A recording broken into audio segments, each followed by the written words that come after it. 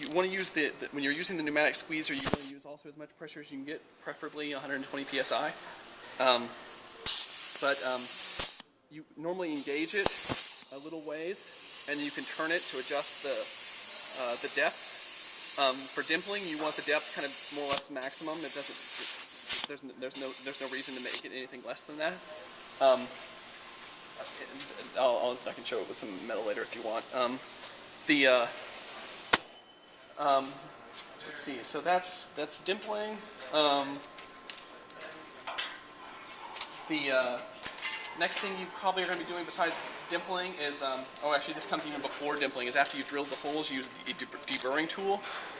You run this through the hole, just kind of one rotation around the hole to get rid of any metal burrs, and that's important to do because otherwise, if you've taken a big two pieces of metal, you've match drilled them to each other, you take them apart and you run the deburring tool through each hole. If you don't, otherwise you'll get these little shards of aluminum in there, and then when you try to rivet it together, it'll hold the two pieces apart, and you'll be like, oh crap.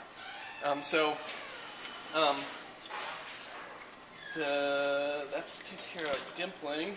Should we put a couple of holes in a piece of? Yeah, we can do that in a second.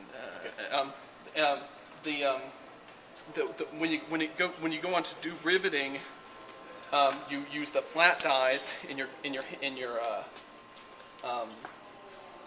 pneumatic squeezer if you can. If you just put the two flat dies in there. You adjust the depth so that it's not squeezing the rivet, so it's too short or too long. I'll show you in a second how to tell if it's too short or too long. So this is the preferred way to rivet. If you cannot reach the place you need to rivet because it's further than about 3 inches from the edge of the piece, you have to use a gun. For the gun, you want to use about, it seems like for your gun, about 45 psi pressure. And you're going to need a bucking bar, something about this size. It's probably a good size for you. You hold the bucking bar like this. You kind of balance it on 2 fingers.